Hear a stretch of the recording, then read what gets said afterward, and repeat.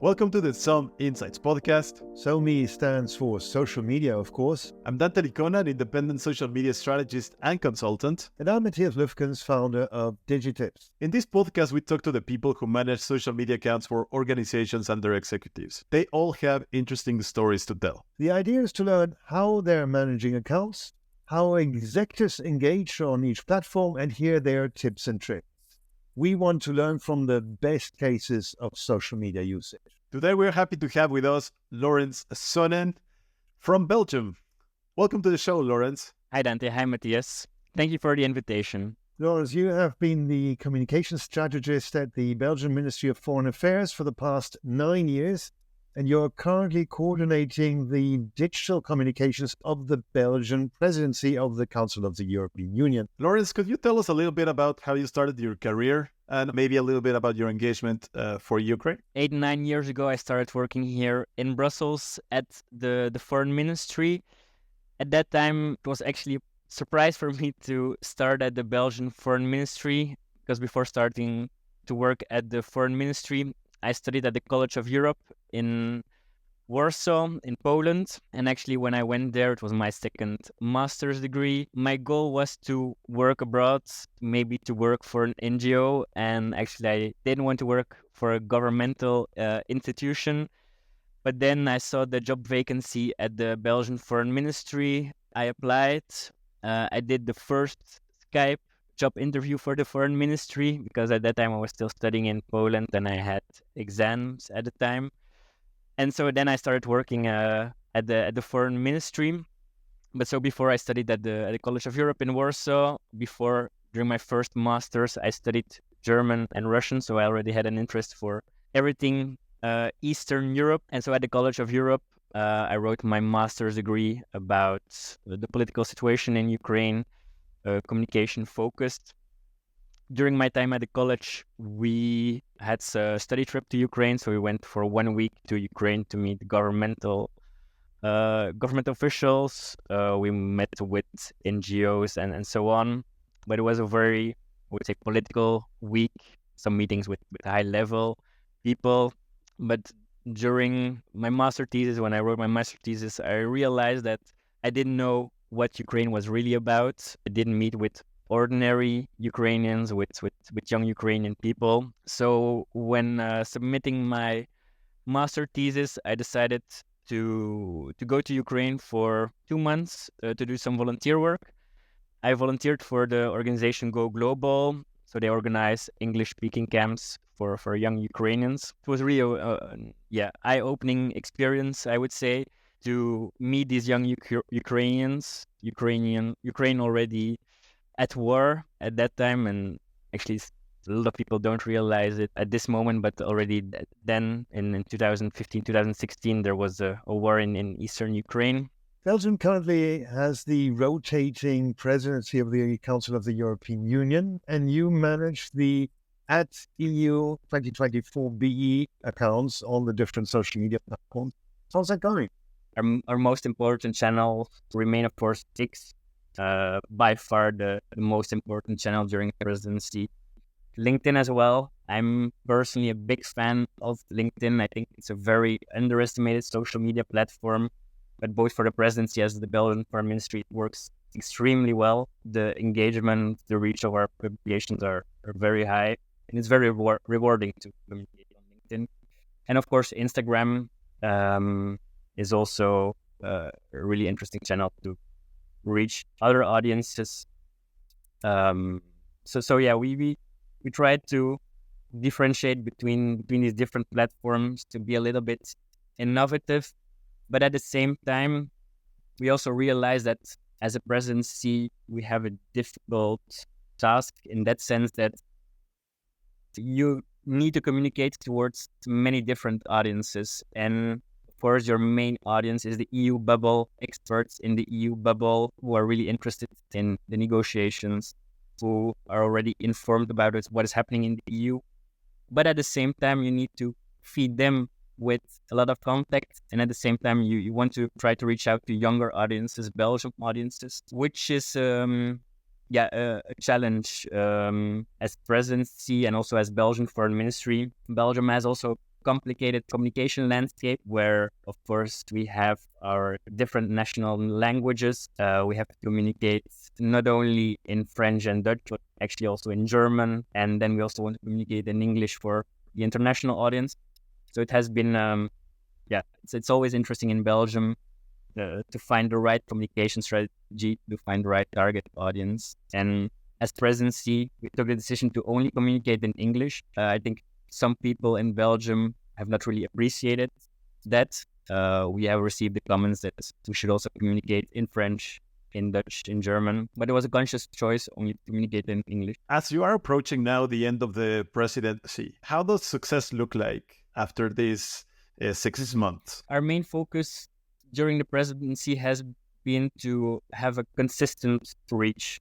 We always tried to have the same amount of reach, engagement for all our content. I think for us that's success, that our content has never been boring, that our content has always been engaging about different topics. And I think we have succeeded quite well. Of course, you had the peak at the beginning of the presidency when everybody talks about the presidency, when you put forward your priorities, when you talk about the program of the presidency. And you see a real peak in the beginning of January. And then we remain consistent throughout the whole presidency. Most important for us is also to, as I mentioned, to feed the EU bubble and to receive the feedback from the EU bubble, from the officials, from the commissioners, that we have done a good job. And I think it has been the case. I think people appreciated our content. It has been as creative as possible, I would say.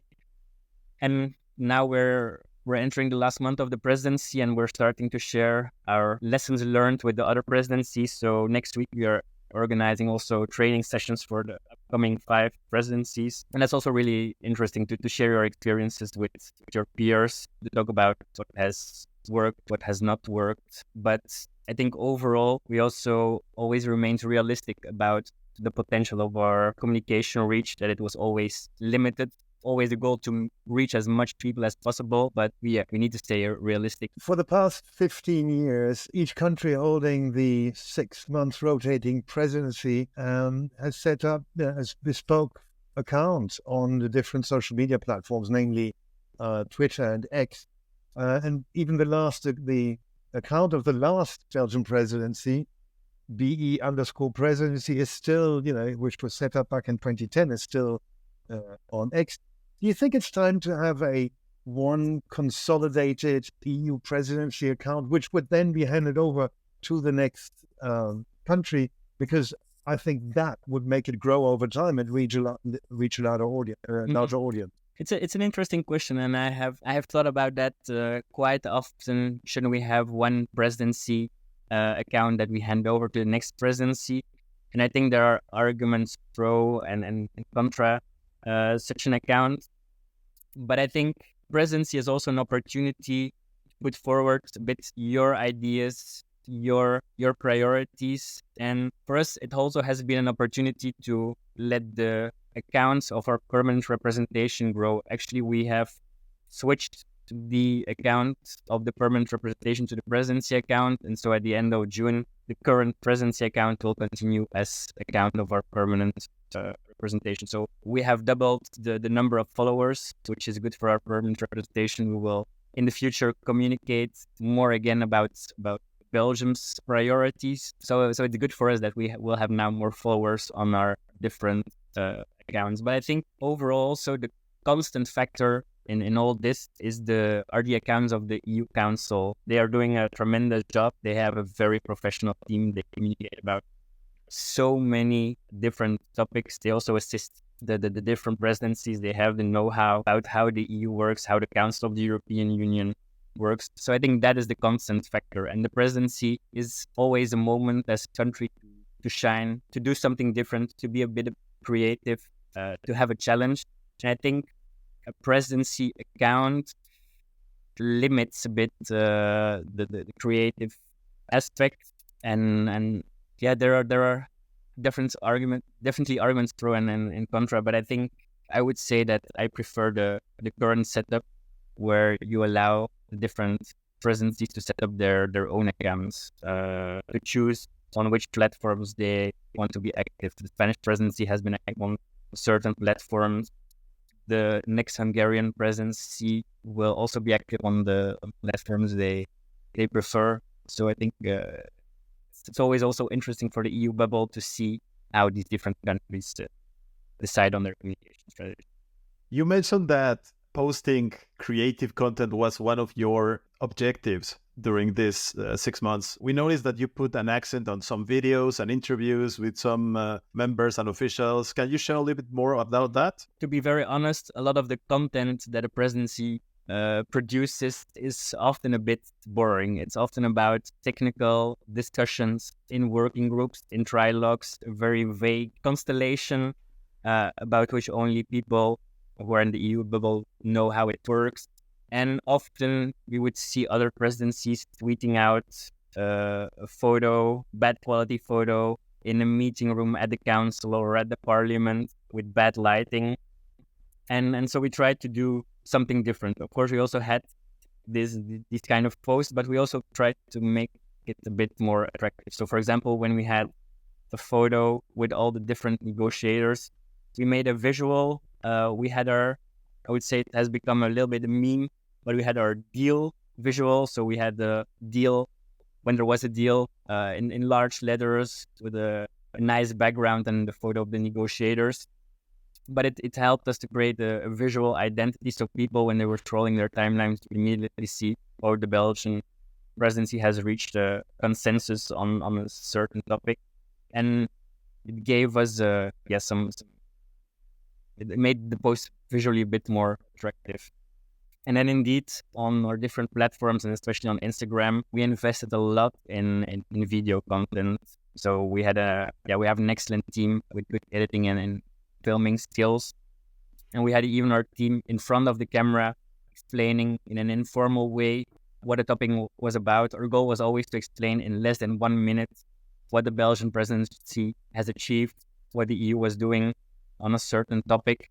And there we were really focusing on a younger audience that was maybe less informed about the EU. We put young people in front of the camera so that people could identify themselves with these people and would be interested in what they had to say. We also made these kind of videos with the ministers, and we put them also in an informal context and let them explain in a very informal way how they were leading the meetings, the councils, what they were hoping to achieve. And I think that worked quite well, especially on Instagram, where video content is everything nowadays. So we published more than 100 reels on our Instagram account, and also on LinkedIn. The videos work quite well. And then, as mentioned, on WhatsApp, we did the same, where we also made visually attractive posts. We gave a bit behind the scenes view of the presidencies that people would receive for WhatsApp notification, would see, the Belgian president wants to share something with us, a bit more creative behind the scenes. That's an impressive number of channels that you're active on. Can you give us an insight in your team structure? Basically, how big is your team? What is the approval process of the social media post? So my role during the presidency was to coordinate all communication aspects, from regular media to social media. So I was also coordinating our social media team, giving some experience, some insights from my work, my daily work at the foreign ministry. I assisted them throughout the presidency, but we had a team of 4 very young people, which we recruited specifically for this presidency. And I think we had the youngest social media team presidency ever had. Our youngest person was born in the year 2000. So we had a very young team, but I think that it has been very successful. The dynamic between these young people was extraordinary. I think they also have become friends throughout the presidency, and this team spirit has really helped us to produce great content.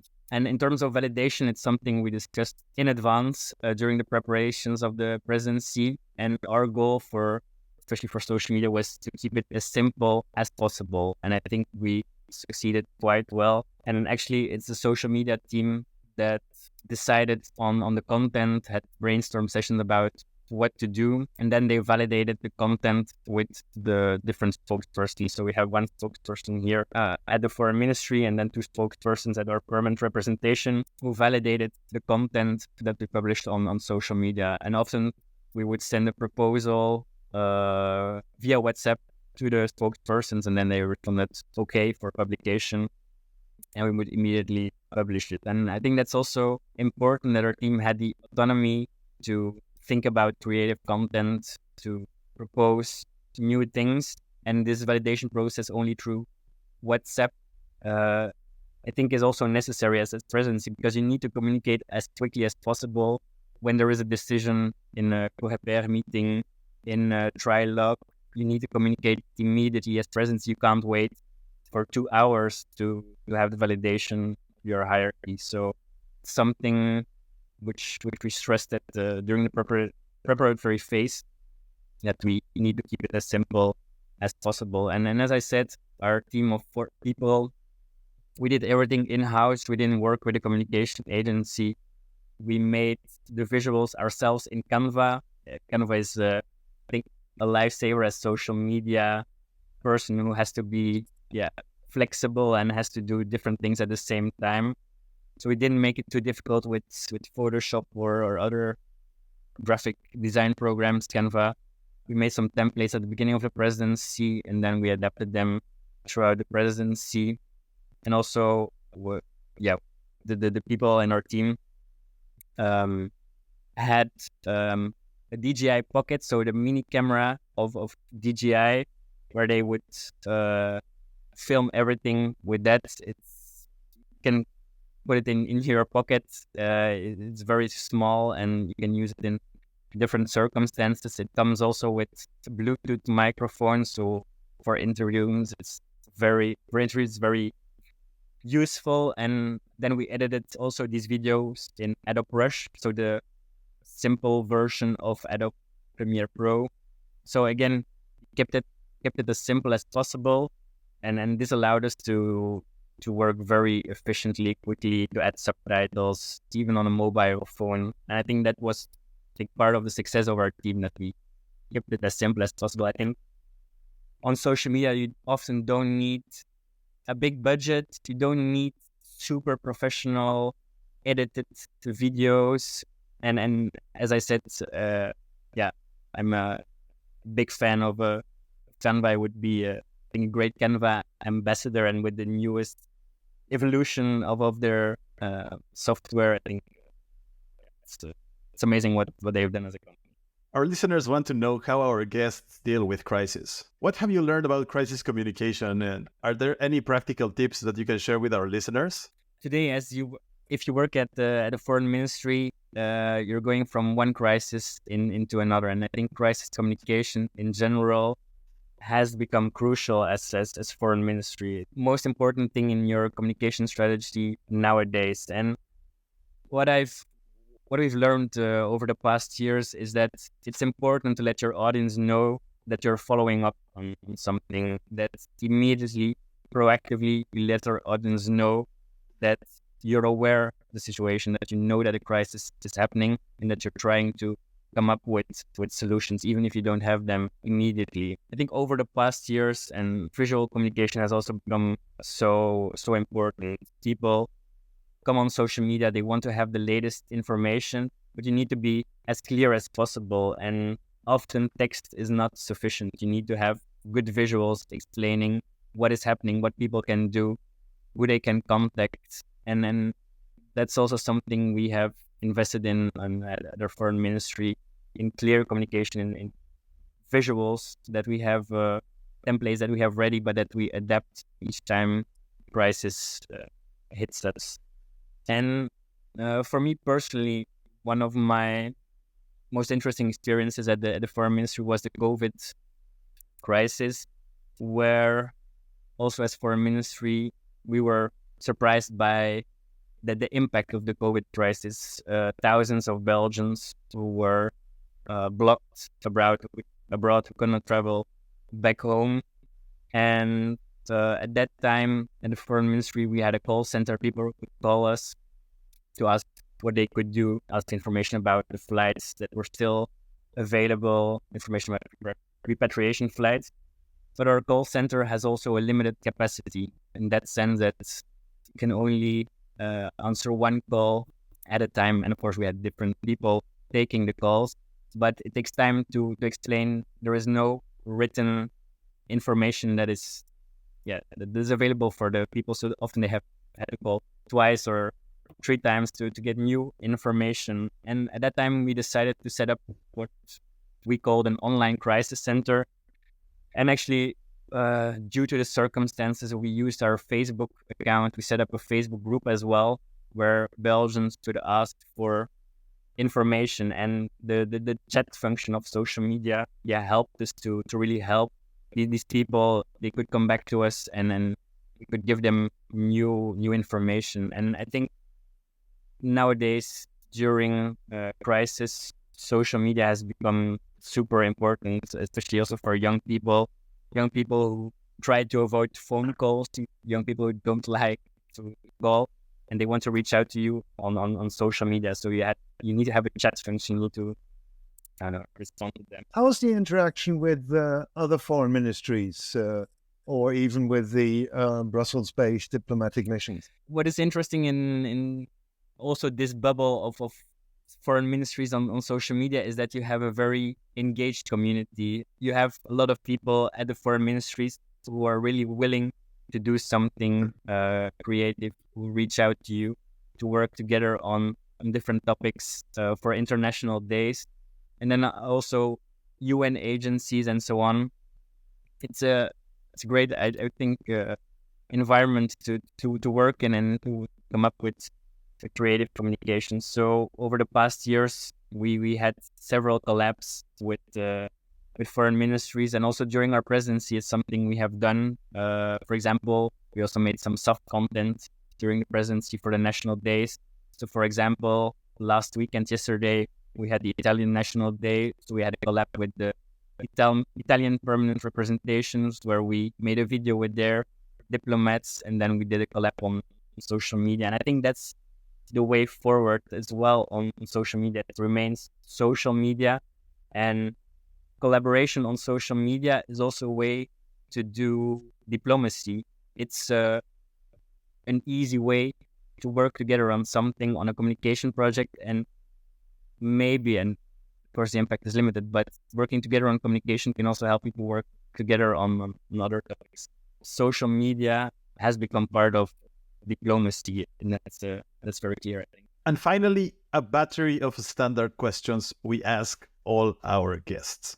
Who is your favorite and most inspiring social media mentor? I would say I don't have a specific mentor, but I like to learn from peers, and I like to follow people who are in the same function as me on social media, as foreign ministries, but also at UN agencies, and like to see what they are doing. I think I often try to contact them via personal message.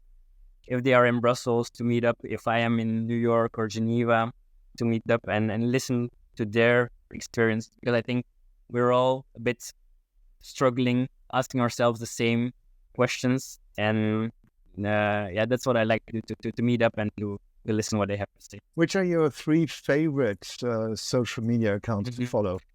I think throughout the years, I have really liked the work of the German foreign ministry. Also, as Belgian foreign ministry, we have the German foreign ministry has been an inspiration for us. How they have managed also personal accounts of ambassadors, accounts of director generals, and so on. How they try to be more active on Instagram. So I like what the German foreign ministry is doing. And of course, as someone who knows Ukraine very well, I think the impact of the communication of all Ukrainian ministry to the foreign ministry, but also their ministers in general, their national accounts, I think it's super impactful. It's something that every communicator should have a look at and learn from what they are doing. And then maybe as last one, I want to put forward maybe one of our Belgian ambassadors, our ambassador Pierre-Emmanuel de Bouw, who is currently Belgium's ambassador to Italy, who is very active on social media, who as an ambassador is also a real ambassador for our social media. who supports our work as social media team, but is also a great communicator towards the national audiences. He always find a way to combine maybe soft content with more hard diplomacy. I think that's also great to see that we have such great ambassadors, real ambassadors, but also ambassadors on social media. Which are your favorite social media channels for professional or personal use? As cycling fan, I'm a big fan of the account of the cycling influencer, as I can say, Benji Nassen. He's also a Belgian, started as a YouTuber, but very active on X. And throughout the years, he started playing a game, Pro Cycling Manager. A lot of people watch his YouTube videos. Has become active on X, and what is really interesting that because of his gaming experience of watching cycling races, commenting cycling races on X, that he has been asked by professional cycling teams to provide him with video analysis and so on. So I think, again, it's a great way of how being active on social media, showing your expertise somehow, has a real impact, on real life. And I think what he's doing is, it's really amazing. He reaches a lot of people in the cycling community. And then an account I like to follow is the one of Simon Busenmacher. He has a Twitter account or an X account where he posts, especially geography, publishes geography tweets, publishes different maps, and I think it's always surprising, the content, the maps he publishes. It's often used from other people, but it gives you another insight in certain topics. It gives you another view of the world somehow. Do you have a podcast you're listening to? Actually not a big fan of podcasts, but it's somehow I can't find the time somehow to listen to the podcast. And as a cyclist, I'm also commuting to work, but it's a bit dangerous to listen to a podcast and at the same time moving. Do you ever disconnect? And how do you avoid social media burnout? I would say that I never disconnect from social media. Before starting to work at the foreign ministry, I was active on social media, but I was not super active. But now it has become part of my life somehow. It's I'm really flexible in my social media use. I use it, of course, in my personal life. I have my private Instagram account and so on. But even if I'm on my private Instagram account, I follow accounts of UN agencies, other foreign ministries, and it's somehow part of my life. I see something passing by, I send it in our internal WhatsApp group of the foreign ministry. And I'm very often on my phone, also during holidays. It's difficult to stop and not following social media. I'm always afraid to miss out. But I think throughout the years I also found a balance on when there is time to disconnect a little bit, to take maybe 1 hour a day to check on the latest tweets. And especially I've become father last year, so I have a 1-year-old son now, and it also made me realize now it's easier to disconnect than before. But really fully disconnect, I would say I don't do that anymore. And I just love what I'm doing. I'm always curious to learn about new things, follow the latest news. So somehow part of my life. I'm sure your son will help you to disconnect. And finally, in one sentence, what is your social media mantra? On social media, what is crucial is to be authentic. If you want to produce good content, you need to be authentic. Lawrence, thank you so much for your time and your honest answers. This was the latest episode of our SoMe podcast with me, Matthias Lufkens. And me, Dante Licona. Please help us subscribing to this channel on YouTube, Spotify, or wherever you get your podcasts. See you next time. Bye-bye.